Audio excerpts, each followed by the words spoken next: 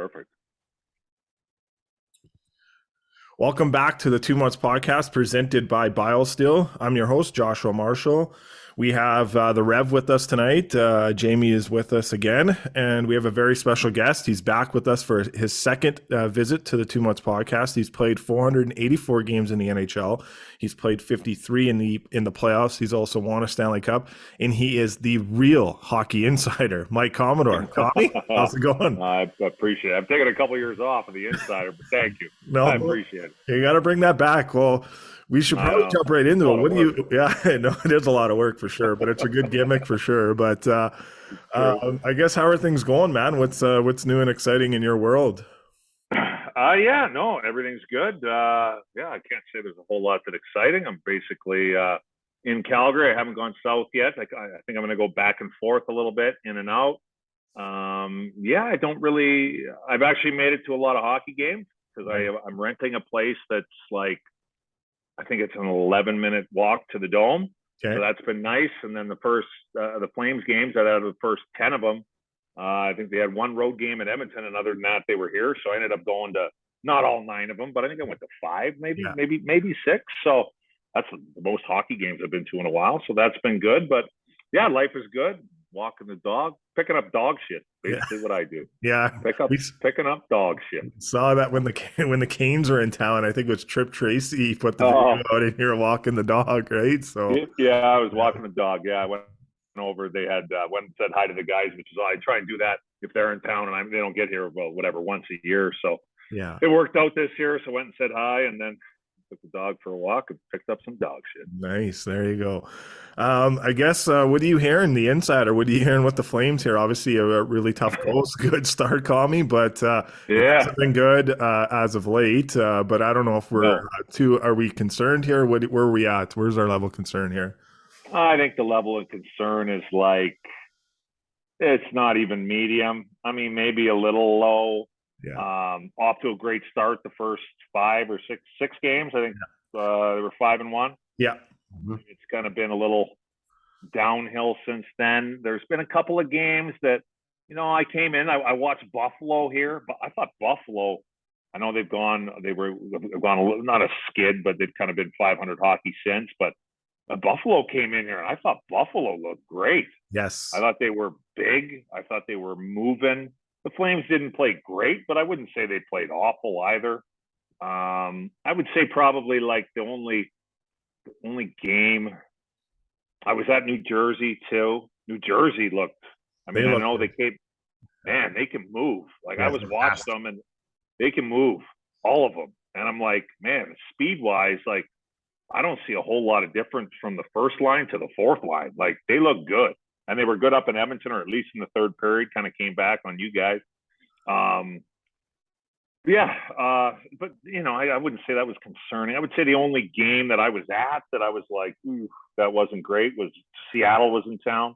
Yeah. The Flames kind of battled back, scored 2 quick ones right at the beginning of the third. Mm-hmm. And then it was just you're up 2 goals. Like you can't be just bad turnovers. Like one turnover on the power play where Kadri's been great here so far. He's probably been the Flames' best player, forward. Yeah, I'd say that. Yeah. Consistent. Yeah. Yeah, he's been consistent. He's been solid. Like every game I've gone to, like I've noticed him for sure. But like just a bad, like kind of skating by and turn breakaway on, shorthanded breakaway. And that was a game that they kind of, I would say, like definitely gave away. But I mean, I think it's a good thing that they get out on the road. I mean, I think it's one thing, we need to get out. And we're slumping because we're at home. Anybody who says that, I don't think that's a good excuse. But I do think there's value when you have new guys on a team and, get out for a few games. Now they've gone out east for a few games and they've lost them. So it hasn't gone great yet. And it's not going to get easier because they got Boston. But yeah, I would say, Huberdeau is struggling for sure. Yeah. It looks like he's, I'm totally guessing, but I'm going to guess that, you're not in Florida anymore. Yeah. Where, like the rink is full. Yeah. And people care. It's not dressed like a seat night. The rink gets busy in Florida too when the team is like winning the President's Trophy. Then it gets busy. And in Florida, you have a bad game. You bad game, great game, whatever. You walk outside that arena, and nobody has any idea who you are. Yes. Well, you signed 7 or I think 8 years. Was it 8? I think it was 8. Yeah, 8 you years. Got an 8-year deal for 8 years, 10 and a half here. Everybody in town knows who you are. And I can imagine to him, didn't get off to a great start or whatever. And it just looks like he's trying too hard maybe, or like gripping the stick. I think he's just a little bit tight, and it probably feels like the kind of, the walls are closing in on him, so to speak, a little bit. But I think he'll be fine. But obviously he has to be better, and he knows that. Yeah. But yeah, I think they're going to be okay.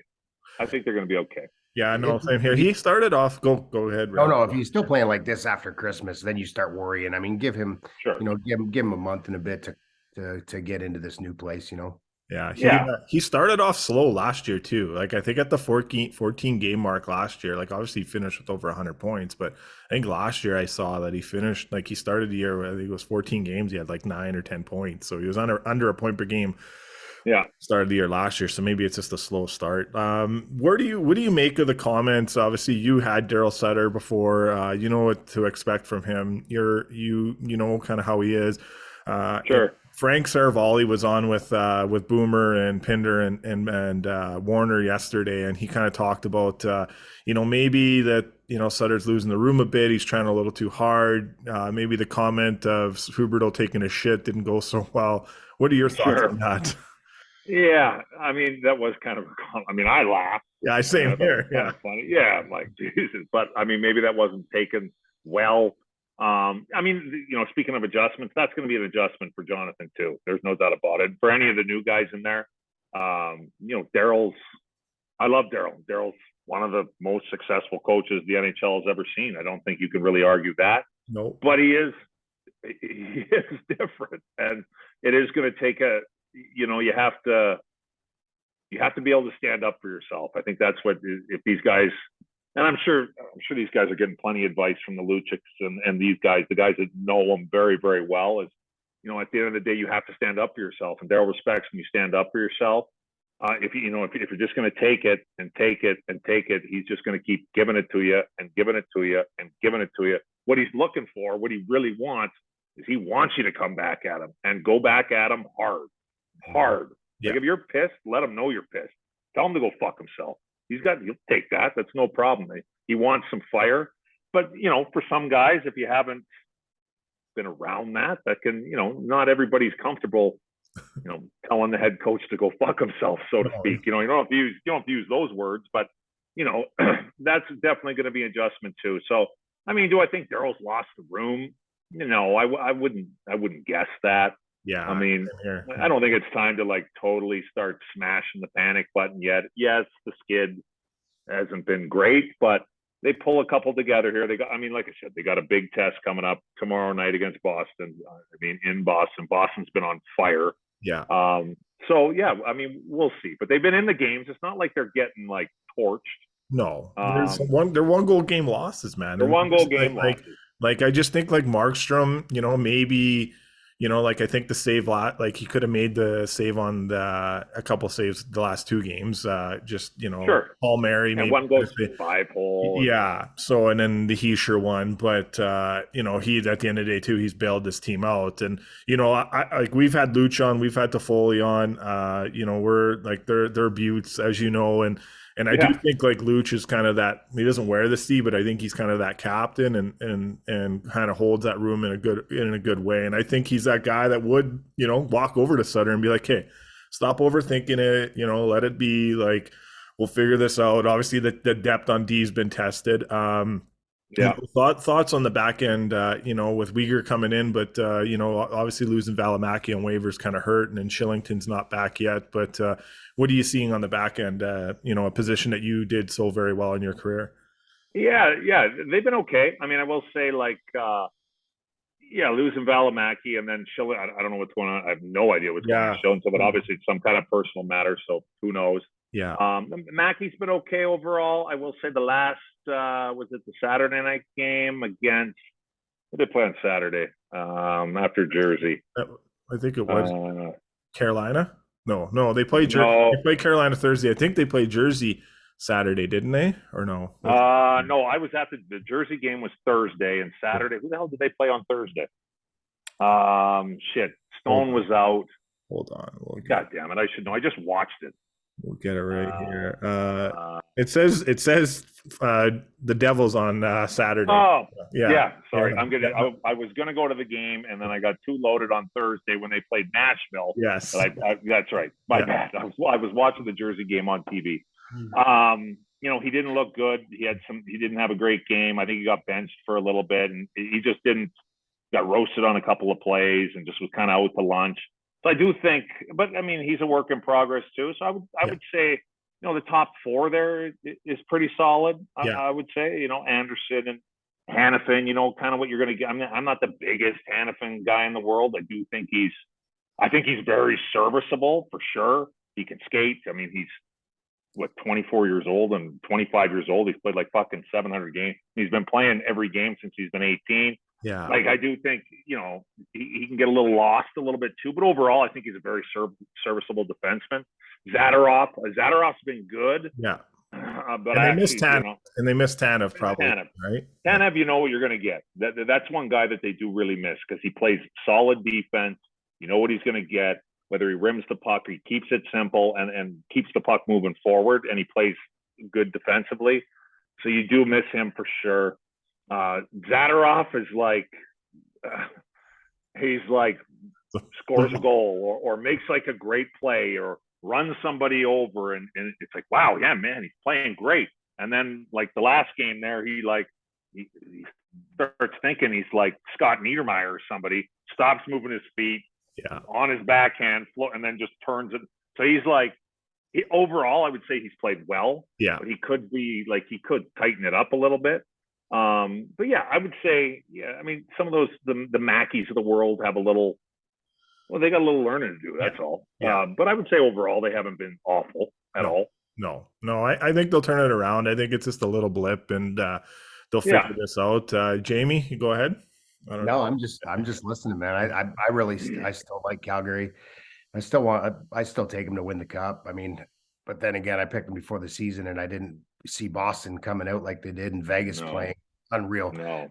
Absolutely out of this world. And it's all because of Thrill Kessel. I mean, he just changed that entire organization overnight. You know what I mean? There he is. But they're just, I mean, I know that we're not hitting the panic button in Calgary, but the day that Gretzky got traded out of Edmonton actually built a panic button they put by Rexall, and then they moved it over to Rogers. So if it wasn't for last night's win, that panic button would have been pushed. And I think, up here, if it's not 2 wins, 1 loss, and we go 5 wins, 3 losses, everybody starts to get out of sorts here. Edmonton's such a passionate fan base that we got. Sure. Everybody's ready to just pack it in after 3 losses. But what do you see, from your end? I mean, now you're not the insider in Edmonton, you're the outsider in Edmonton looking in. What Definitely, do you see this fan base goes? Like, can we expect this inconsistency, or are we looking for something smooth? Well, I would say, I mean, the thing with Edmonton is kind of, I'm not in love with their decor overall. I'm definitely not. They've got some good players for sure. I mean, look, I do think Darnell Nurse is a good player. I do. He is a good player. I definitely don't think he's a $9 million a year player, but who cares? Whatever. Salary, good for him. Yep. I do think if you're going to have Darnell Nurse on the ice 26, 27 minutes a night, I do think you're going to have some problems because I think he's got a lot of tools, but every once in a while it just seems on both ends of the ice, it just offensively, like he can skate, he can shoot, he can pass the puck and all that, but it's like he just kind of gets lost. And it's kind of the same thing on the D zone. He'll be in his own end and he moves around, and then he just kind of gets lost a little bit. So I do like him, but I don't think you can have him out on the ice that much. And then obviously, I mean, it's been touched on this week too. With Jack Campbell has been, I mean, I didn't like I played with Jack a little bit at the very beginning of his career. I was in Austin, Texas. He was a first round pick of the Stars. We called him up from, he was in Idaho, right? There's only so many goalie spots. So he was in Idaho. We called him up and I'm like, man, this guy's now this is a decade ago. It's a long time ago, but like, man, this guy's talented. But my one concern when with Jack Campbell, and trust me, this is a decade ago, so I'm sure he's matured. But he almost, in my opinion, he needs to get.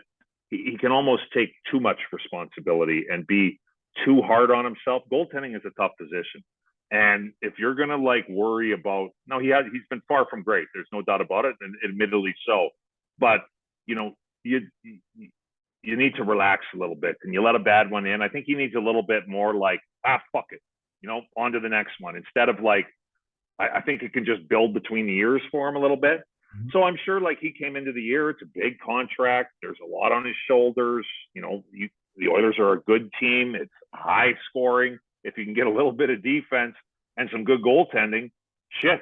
I mean, sky's the limit for sure. You got the two best players in the world there, arguably. So yeah, I think obviously goaltending and defense a little bit for sure. I mean, you know what you're going to get on the front end. Obviously, I haven't really paid attention to like the bottom six forwards. I'm not sure if they've been great. I mean, Connor and Leon dominate. I don't know. They've been better of late. I know they weren't. I read they weren't awesome at the beginning. Up until last night, that was Warren Fogel's first goal, and I think 32 games dating back to last year. So going into that game last night, the only goal they had from somewhat their bottom six mainly between the $9 million tree, that three guys there, Puljujärvi, Yamamoto, and Fogel, they only had one goal. So now they got two goals. So it's been tough. And obviously, to your point of Campbell, he had a really rough goal against the Dallas Stars on Saturday afternoon, and he said he was pathetic. He's been pathetic. Yeah. That's just, I think, unfortunately, I follow Leafs a lot, Commie, and I think he still brings that out. He's still tough. Like, he cried when they lost to Montreal because he let that bad goal in, and so I think that's still waving on him. And I know Stauffer was saying he's got to stop that like as soon as possible. He needs to pretty much just F it, fuck it, like he. Hey, I mean, it's not I'm not knocking the guy. Like, I mean, he fucking cares. When he doesn't play well, it's not because he doesn't give a fuck. It's literally, I think it's almost literally the opposite. He cares too much. Yes. And he takes it too hard. Where I think if he could just kind of, I mean, he's talented. He's a good goaltender for sure. If he could just like kind of back it off between the ears a little bit and almost have like, almost for the lack of the first thing that came to mind, almost have like a fucking golfer's mentality where it's like, you know what? I just fucking triple bogey this hole. Fuck it. New hole right here. Let's birdie this one. And just kind of. Those are few and far between. Yeah, that's true. You need a shorter memory. That's right. That's right. Yeah. And it's not, I mean, and I think that's been, especially coming out of Toronto, I think that's been a knock on him, is his confidence. He's not the type of goaltender that can get let in a goal and get over it real quick. He hangs on that for a while, and now with Kane going down, we live in the land of trades that never transpire because the fans are always trying to make trades for the team. Now they're trying to get Sidney Crosby up here for Puljujärvi and pucks. Right. Yeah. Trades are very easy to do. It's like, I'm going to get a great player and give up fuck all. Yeah, that's right. That's right. But I mean, you hear that every day. You think, I think one of the things today was, you think Orlov will come here, and and the guys are like, they're trying to win where he is anyway. So I'm not really sure where the point came from, So I wouldn't know. I wouldn't know else. I think, to be honest, I think both teams are going to be fine. I still like both teams. I think it's very like we're fucking 12 games in here. Like it's like you said earlier. Look, if it gets post Christmas or whatever here, go another one, then okay. Now losing Kane definitely hurts. That was ugly. Glad he's going to be okay. I mean, that stinks for sure. But there's some other very talented forwards there that need to step it up. It's as simple as that. There's opportunities to be had. Yeah, play with Connor McDavid. Here's your chance. Exactly. You're going to go with him.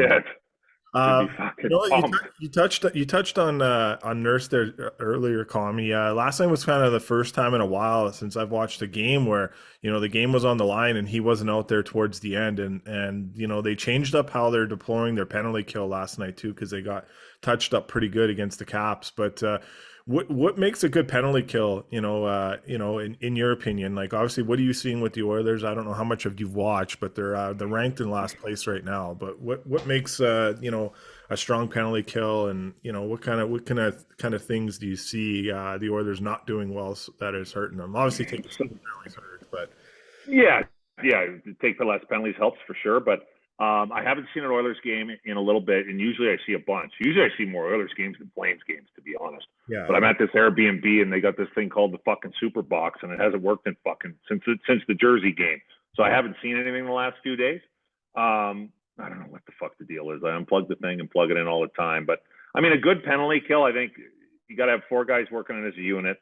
And I do think you need to, I don't know. I just go back to like when I played. You want to pressure, but you don't want to pressure like an idiot. And when you pressure, it's not just one guy pressuring. Like you guys got to feed off each other. If one guy goes, they all go. So it's not, it's pressure, and you're trying to create a turnover and get the puck out. Don't be cute with it. I think another thing that, like, Darnell sometimes too. I haven't seen the last couple of games, but from watching him over the last couple of years, he I don't know what is up with his, like, go down on one knee, like at the top of the crease, yes, to like kind of block a shot, but you're not really blocking a shot. You're really screening the goaltender. And then every once in a pass or a shot, they'll try and pass it. It hits his foot and goes in the fucking net. And I don't know how many times I haven't seen recently, so I don't know if he's still doing it, yes, but he's done it. I don't know. Maybe it just sticks out to me where I'm like, fuck me, Darnell. Either like sell out to go block the thing or get the fuck out of the way. One of the two. Like you're in the way. Like I think you're a detriment to your goalie. But yeah, I mean, like I said, I like Darnell. Like I said, he's got a lot of tools. I wish I had his skill. I wish I had his skating ability when I played. I fucking didn't. He gets lost sometimes. I think he's like a guy that needs, like, you got to hammer him with a lot of video and, like, hey, when you're here, do this or look for this or maybe go over there, this and that. I mean, maybe he needs to see it, and I'm sure the coaches are all over it. Don't get me wrong, but yeah, he's just every once in a while, it's just he makes like just a play where you're like, fuck, what is he doing? Yeah. You know what I mean? Turning off the boards the wrong way, let the guy get by him. It's right. It's not a $9 million defenseman move, and that's scary. yeah. I mean, there's only one Cale Makar in the league for sure. Yes. And I don't want to sit here and compare salaries because everybody's different or whatever, 100%. And I am all for players making money 100%. But if we're just going to sit and, like, compare defensemen as far as salary go, I mean, I'll take Cale Makar before I take Darnell. Generational. And I like Darnell. Cale Makar is generational. But I like, Darnell, he plays hard. He can play tough. Like, there's a lot of things about him that I do like. It's just if he could just, like, kind of pull it together and be a little bit more consistent, I think that would go a long ways. Yeah, it'll stabilize their back end for sure. Jamie, you got any more there? Oiler talk? Yeah. What do we think? We think they're still going to win the President's Cup, or what are we saying here, boys? President's Trophy. Is it the President's Trophy? Yeah. I mean, I think the Oilers are good. I don't know if I don't think you want to win the fucking President's Trophy anyways, to be honest. Fuck the President's Trophy. Yeah, it's a fucking bad omen anyways. I mean, I definitely think the Oilers are a solid playoff team. I still think that for sure. I mean, like I said, we went over it a little bit. Like, I mean, Seattle's up there right now. I can't see them hanging on to that. They're 5 Vegas. Yeah, I mean, Seattle's playing great. But I mean, let's see how the next 12 games go. But good for them. Vegas has been on fire. I mean, their goaltending. I think it's a local guy too. He's an Alberta kid. That Thompson, is it? Yeah, he's from your neck. Logan Thompson. He's from your neck of the woods there in the. Yeah, fuck the pride of fucking Brock University. I looked him up when he was in town. I'm like, who the fuck is this guy? He's pretty good. Yeah. Undrafted Brock University. I'm like, wow, somebody missed it there. But yeah, I mean, I still think that Colorado's Colorado, but I think 2 of the top teams in the West, I think, are still the Flames and the Oilers. Yeah. Well, I'm not ready to stomp the button yet here. No. I don't think we are either. I just don't know, Mike, and you hit on it, and I'm not sure if you meant it, but you're saying they're a good playoff team. With that defensive core, you think they're a good playoff team? Well, what I meant is I still think they're strong for the playoffs, like to make the playoffs. Yeah. The Oilers. Yeah. Oh, I mean, gonna need to see some improvements. I mean, I don't love it. I don't love it. But if they can play okay, and if either Campbell or Skinner can play well, I don't like hate it. I think they could go. I think they could do some damage. But yeah, I don't love the decor. No, but I don't. I mean, I like Kulak. He's all right. He's okay. He's pretty serviceable. But like he played well last year in the playoffs. I'm like, man, this guy is this guy's the second coming. I'm not sure, but he is serviceable. Yeah, he is. He is. What if we get a number 4 D-man, move Kulak down, number 5-6? I like Kulak way more in 5-6 spot for sure. Yeah. So we find a little workhorse to get in number 3-4, move Kulak back down 5-6. Yeah, I can see second round. Yeah. I mean, hey, look, I'm not gonna. Hey, as long as you got fucking Connor McDavid and Leon Draisaitl up front there, and you get some guys playing. Look, I thought the Flames were going to spank the Oilers in 5 last year, and it was literally the opposite. Yeah. So as long as those guys are on the ice, I mean, I'm going to have a hard time like betting against the Oilers. But sooner or later, I mean, you can't be. You're not going to win every game fucking 6-5. No. Sooner or later, we're going to have to fucking shut them down here a little bit and maybe win 3-2. 12-9 games. Yeah, we got a fucking football score. It was funny was because like the game 1 of that playoffs, I was there with my ex-girlfriend, and I looked over and Glenn Cross was there, and he was with his kids, and I think it was like I don't know, maybe it was like 6. Obviously, it was like 9-6 final, whatever. But Glenn Cross goes, "There's no way they can keep this up because that's Edmonton's game all day long." So he's like, "Yeah, you're only gonna like that, obviously." So oh no, that was the worst hockey game I'd seen, like on both sides. Yes, that was like, I mean, yeah, there were a lot of goals for the fans, and shit. but yeah, good for the fans. Like if you like goals, but I'm like, this is like on both teams, neither one was any better than the other. I'm like, this is the worst fucking hockey game. Especially like that was a bad preseason game, let alone like fucking second round of the Stanley Cup playoffs. We were up north. What are these guys doing? Yeah. We were up north hunting, and we kept losing the satellite radio. And every time we would come in, there'd be another 2 or 3 goals that were scored. Like, what's going on here? We're trying to figure out what's going on. Are we listening to a football game here? Yeah. That was interesting for sure. Oh, it was for sure.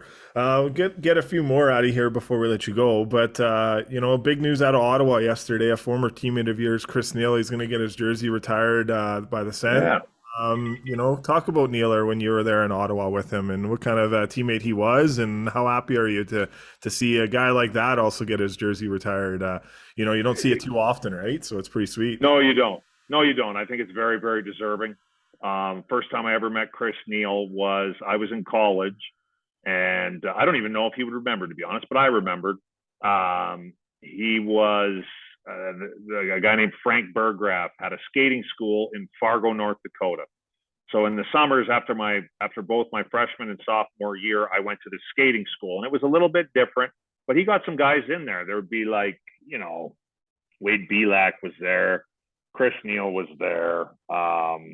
Andre Waugh was there. Like he had some like, I mean, those are all NHL tough guys for sure, but he had some, and there were some other guys in there too over the years or whatever. And I remember first time meeting him, really nice guy or whatever. And I remember like watching him skate. It was a 2-week camp, and not that I was ever a great skater at all. I was fucking trash, but I was there to work, and I'm a little bit younger than Nealer. And I'm like, I remember watching him skate, and I'm like, holy fuck, this guy's an NHL, and I wasn't drafted, right? NHL didn't even like cross my radar. I had nothing. I was just trying to get a little bit better, to play better at North Dakota. That's it.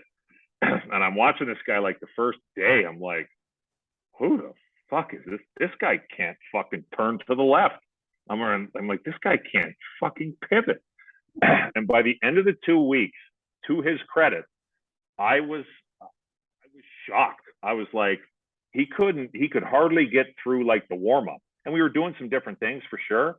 But by the end of the 2 weeks, I was like, holy fuck! I'm like, this guy, he's almost unrecognizable from 14 fucking days ago. Yeah. And then, anyways, we went on and I ended up playing with him for just a little bit when I was in Ottawa. Very nice guy. I'll tell you what, he played his ass off. You knew exactly what you were going to get. He took no fucking games off, that guy. There was no doubt about it. Obviously, from the fighting end of things, he fucking fought everybody. But not just, I mean, that's an accomplishment in and of itself. But he was a guy that you could, I mean, he was trustworthy. I mean, he could get around the ice just fine. He knew how to play the game, and he played it hard. So I just saw that too, that they were going to retire his jersey. And honestly, my easy response is rightfully so. Yeah, no, that's same here. Same here. Happy for him. Yeah. Yeah, what do you what are you seeing with the Toronto Maple Leafs? Obviously, I think the biggest thing right now is Mike Rupp put out a good video, I think, for a lot of people to kind of just break down kind of what happened about a week ago with the Flyers, and obviously the Leafs have been a little bit better from then. But what's your take on the star players? You do see the odd ones, the McKinnons, the Crosbys, and whatnot. They do fight, but the Draisaitl's, McDavids, the Matthews, they don't. But being engaged and not always kind of going to the wall all the time, where like you get something going, but you're the first guy out of there when something happens. What's your your take on the Leafs and kind of the lack of toughness that they don't have in their lineup? Yeah, I mean, I do think. Look, I'll be the first one. I know fighting's not a huge part of the game or whatever, but I do think there's still a lot of value to having somebody on your team that can do it. And I'll just talk about. I mean, I'm here in Calgary, like a Milan Lucic, who a couple of years ago was kind of looking like but he kind of got reinvigorated. Now he's moving around well, and up until a couple games ago, all the games I went to, he got benched a couple games ago a little bit because it wasn't even really his fault. A couple minor penalties that were very fucking questionable. And anyway, Sutter sat him or whatever. And Luch is going to be fine. But before that, I'm like, fuck Luch. And I messaged him. I'm like, Luch, you're fucking playing great, man. Like he's moving around well, taking the body.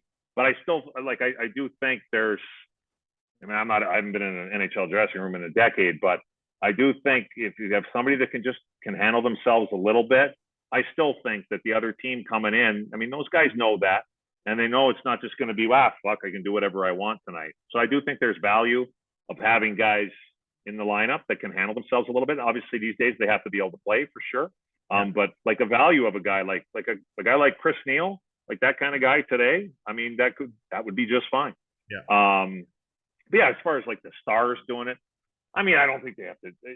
It's good to be engaged, and I think every once, hey, if you want to, and obviously you don't bite off more than you can chew. Don't be an idiot. But I do think, I mean, if there's one quick way to get your guys going, if you're not playing well, would be, one of your better players to kind of mix it up a little bit. And it doesn't have to be anything insane at all. But that's definitely one way to fire the guys up for sure. No, it will be pretty big. Two more, but Sure.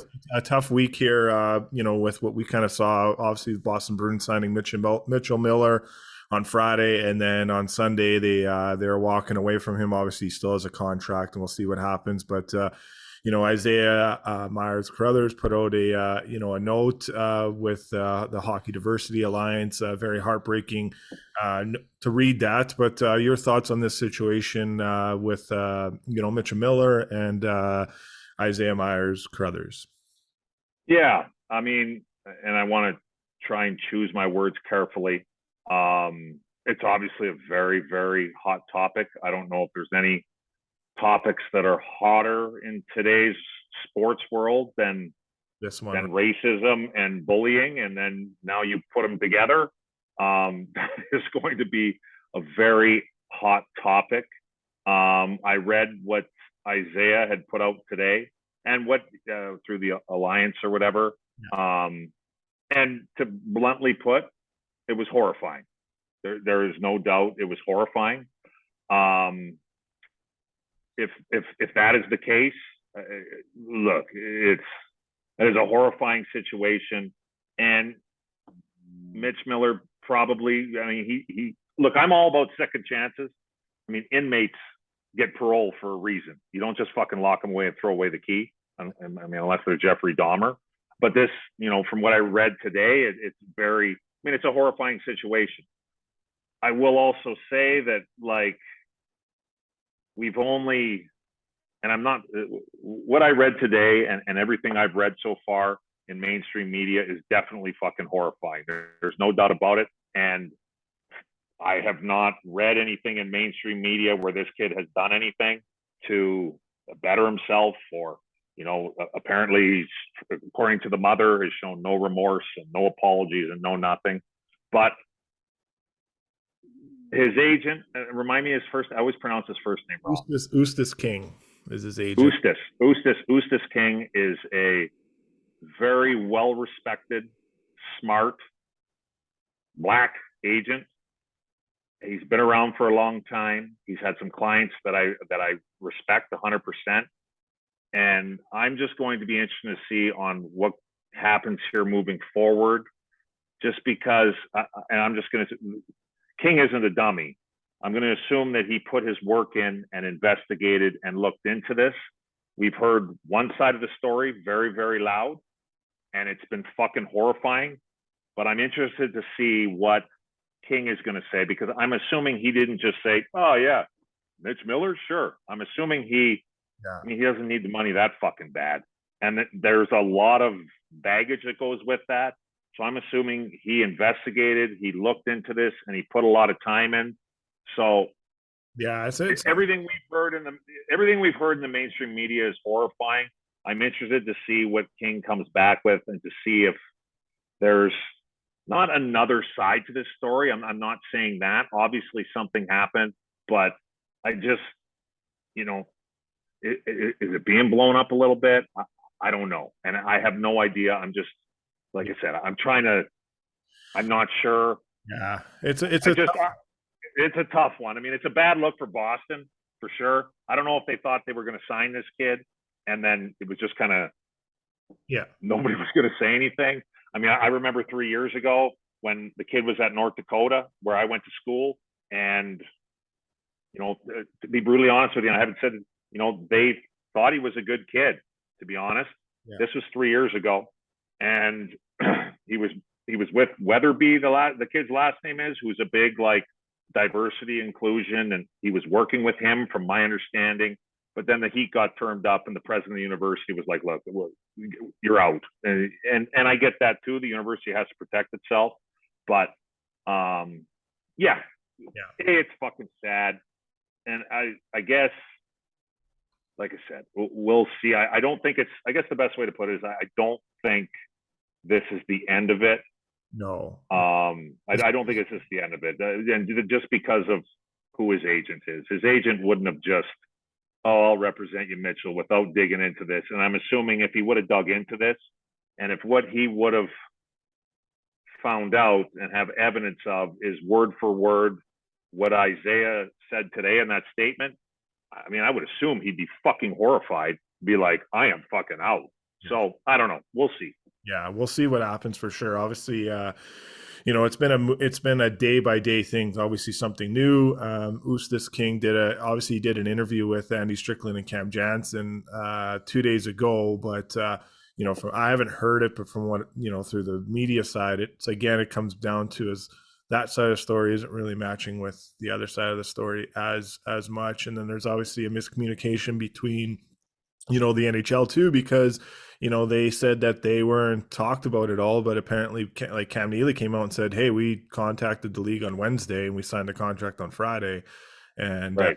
And then the NHL said that didn't happen, but Cam said, Don Sweeney did call Bill Daly, and it's just another thing again where I'm gonna guess there was miscommunication. Yes. I'm gonna guess there was probably, maybe the NHL and the Boston Bruins didn't really realize how fucking hot of a topic this was going to be, and how quickly this was going to blow up.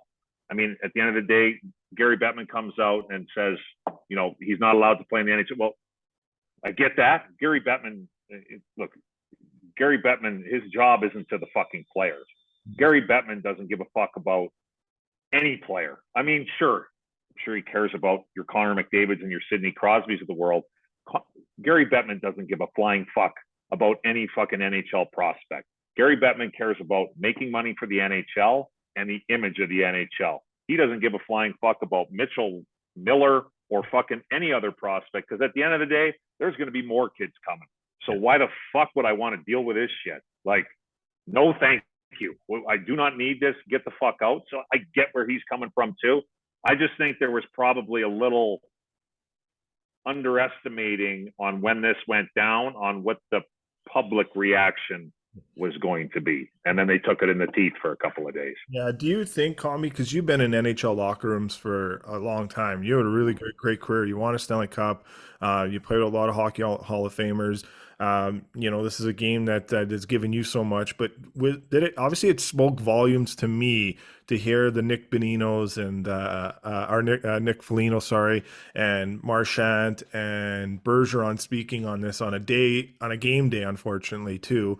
But how much do you think that had to weigh into it? The decision when you have your leadership core speaking up on it as well as, and that Boston room, like you played in the game, like.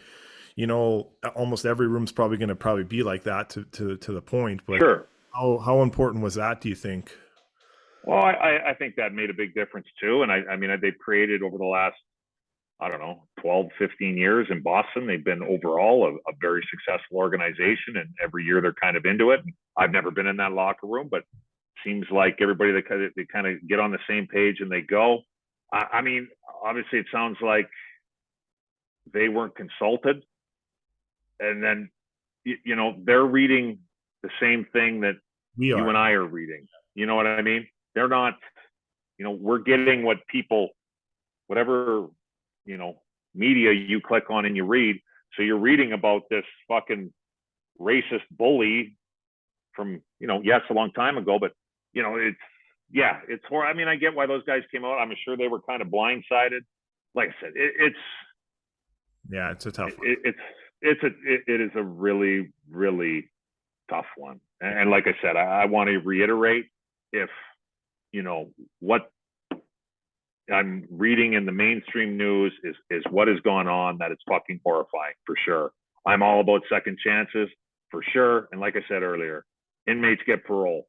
Like I do think people deserve second chances if they earn it. But like I said, what I've read so far is fucking horrifying.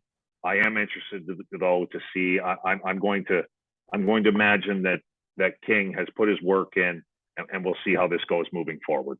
For sure. All right, we'll finish up on a really cool thing. You put out a tweet this morning before we did this interview today. Jamie, go ahead with it. Calgary Flames alumni are hosting a Toast of the Town tomorrow night. Mike, why don't you tell us about it? Yeah. Toast of the Town to Lanny McDonald. I think we've got about 500 people. I'm looking forward. It's right on the floor of the dome. Kids, I think it is. I got to look. What is it? It's Cure Cancer. I always mix it up. The Cure Cancer Foundation, the Flames alumni are getting together. Basically, it's like we're just raising some money for the alumni. We donate a lot of money around town, and not just around town. To be honest, around Alberta. When we go up to Lloyd, and it's in northern Alberta too. It's anywhere and everywhere really in Alberta, and obviously the Cure Cancer Foundation. So yeah, we're looking forward to it. I think there's going to be a few guys speak.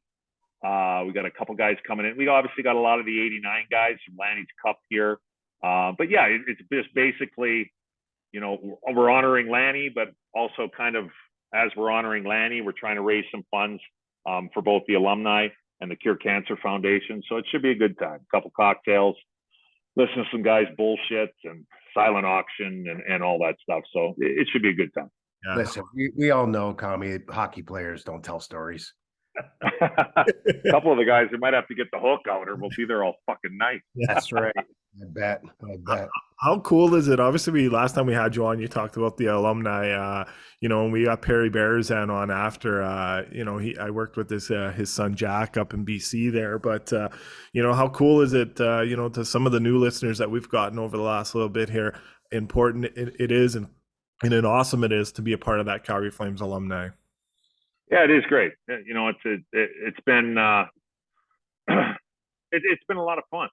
to be honest, I mean, I'd say on the email list, there's probably over 100 guys.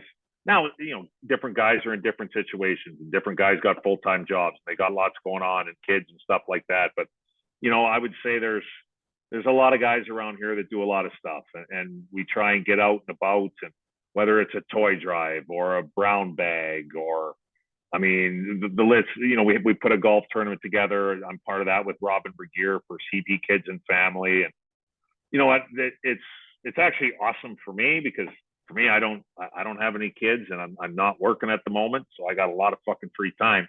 So, if I'm looking for something to do, chances are there's going to be an alumni email come through and be like, hey, look, we got this going on. If you'd like to go ahead. There's no pressure, but there's been a lot of guys that show up and take time out of their days. And, and you mentioned him a little bit earlier before, Curtis Glencross, who's a part of the alumni down here, to be part of the alumni at Edmonton too. But I tell you what, that guy, I give that guy credit. That guy's got a basketball team of kids at home, literally 5. Nice. And he runs his own event, and he's at a bunch of the events. And he actually just got, I don't know if did you guys hear, he just got he got a big award. He did, yes, I saw. Yeah, he's a great guy. I've been trying to get him on too, but he's so busy. But oh my god, I don't know how he does it. Yeah, great. I don't know how he fucking does it either. He's at he's at all kinds of events, and I'm sure he'll be there tomorrow. And I'm like, Lenny, how the fuck? His wife must be obviously an absolute fucking saint. Yeah. Because I'm like, dude, I do not know how you run I am impressed. I couldn't even, if I had one kid, I think I'd be totally fucked, let alone 5. So, yeah. But anyways, the alumni buying like everybody, and it's a lot like the Oilers alumni too. I mean, it's the same kind of thing. But I think it's important, and we get around town a little bit, and it's fun for us too. Yeah. No, I think it's pretty sweet. It's a good organization, and that foundation's kind of helped me out when you guys had Travis Hamonic with the Flames there, and then I reached out for some support and some help, and just the grace that you get from that organization is quite awesome. So good. It was good to hear. That's the point. I think mental health is very important, and that's why we like to do these podcasts too, to kind of take away from someone's day. If there's something going on, we can kind of just sometimes there are tough conversations as we just had, but most of it, want to have some good ones and some good laughs and some good. That's right. Most of the time, our biggest problem is the fucking Oilers or Flames decor. At the end of the day, that ain't that big of a problem. No, it sure isn't. And I can't thank you enough. I know I bothered you quite a bit here, so. No, it's fine. Totally fine. Yeah, it means a lot to. It's all good.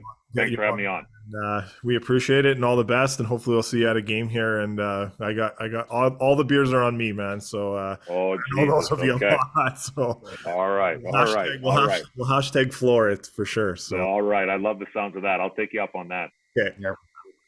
All right, boys. Take care, man. Take it easy, guys.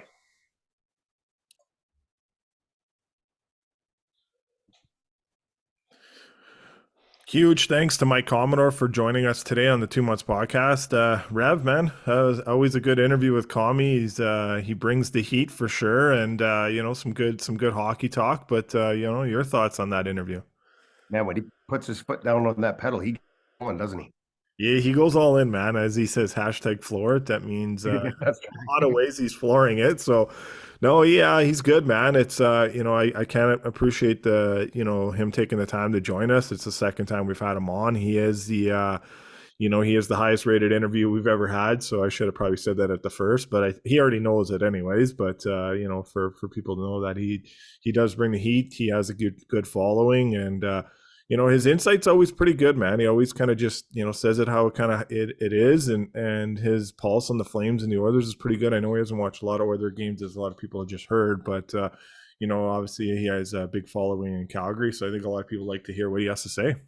Yeah, you know what I love about him though is even though he's played in the NHL, he's played with all these guys, probably played with still a few guys that are skating today. But he's so excited that he made it to 5 games already this year. Yeah.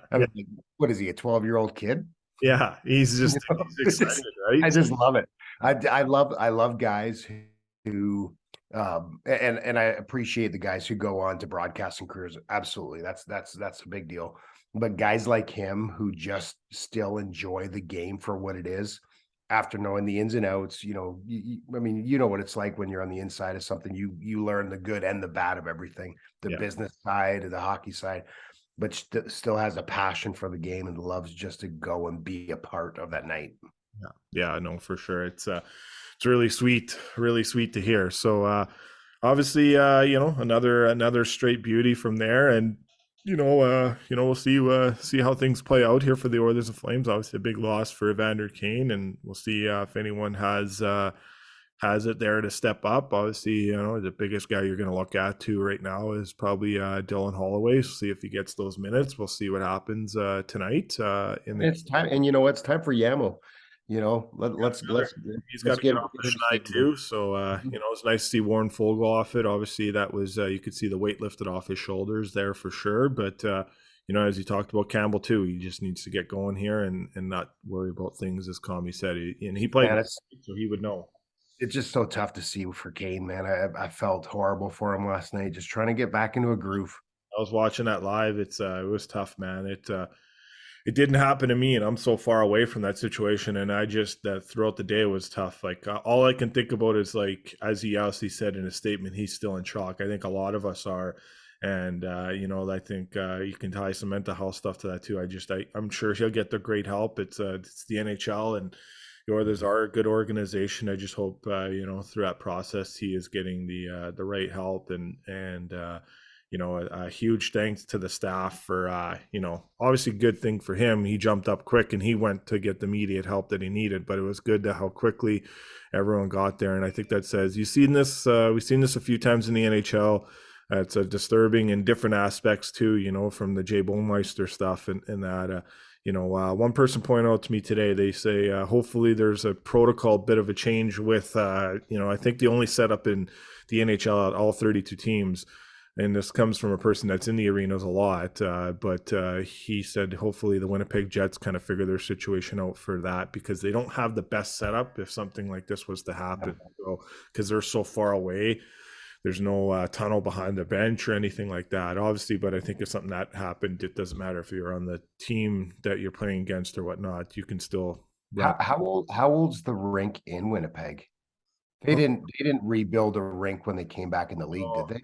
Well, that is a new arena, but it's not. I'd have to look up online and see when it was built, but it was there before the Jets came back, because the Manitoba Moose were playing out of there before, right? So You got to believe that they I'm have sure they something. have something, but the person that said it, did say it was like, it just, that was the only rink he would be worried about if something major was to happen, just because for a visiting team. But my rebuttal back was like, well, if it's that, they're still going to get that, because doesn't matter if you're on the visiting team, you're going to get that treatment from the home team, because that usually But yeah, they came together too last night, which was awesome to see. That's when it goes beyond the game. Yeah, you can see the players are shucking up, but it was good. I think Jay Woodcroft put it out right. Like, as much as they were getting information, they were just putting it right back to the players and letting them know before they drop the puck. But obviously, he's going to make a speedy, a full recovery, and he'll take his time. And obviously, we've seen this with Ilya Mikheyev, and he was out for a bit. And I think the positive thing in that is you saw Ilya Mikheyev had a career year the year after, so I don't think everyone should worry too much on how much this will impact Kane's game going forward.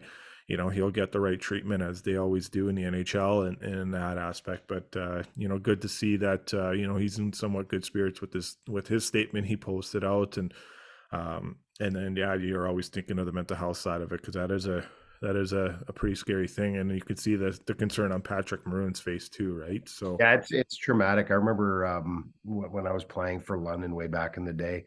I had one of our defensemen. This is when you just wore those thin shells over your girdle, and he took a skate to the inner thigh and cut him deep, and he was bleeding all over the place. And dude, it takes you a long time as a teammate to get over that, to get over the pain that he's going through, the screaming, the helps, the panic in him, sets a panic in you. It's traumatic, man. Yeah, those skates are sharp, man. I think it's Wow, with the replacement blades. yeah, it's a It's a scary one for sure, but obviously nice to see that hopefully things will be better for him going forward here, and he'll get the right treatment, and on the road to recovery. And you can just look at the Ilya Mikheyev situation and see that there is some positive things to look at. Keep Kane in our prayers. Wisdom for the doctors, and Yeah. he gets all the right help that he needs. I know the Oilers have definitely people set in place, but just praying that speedy recovery for sure. Yeah, and nice to see that they had their doctor on the road with them too. That was really nice to hear that too. So, all right, well, that's it for this week. We appreciate all our sponsors and Mike Commodore again. And enjoy. I hope everyone enjoyed this interview, and have a good week. And we'll chat with you guys in later next week or earlier next week. So we'll be back with another episode. Anything you wanted to plug before we're head out? Good right now. Gonna head hunting tomorrow, or I guess when this is published, I should already be in a tree stand. So Is anything coming up with the Builders Club? You want to plug that? Follow actually, yeah, next Wednesday morning, 8:30, which would be November 16th. I want to say we got our builders call. If anybody's interested, feel free to, direct message 2 months, and we can get you into that call. Just speaking of business leaders, creatives, just time of teaching and getting together. Okay, perfect. Awesome. All right. Have a good one, everyone. We'll chat with you next week.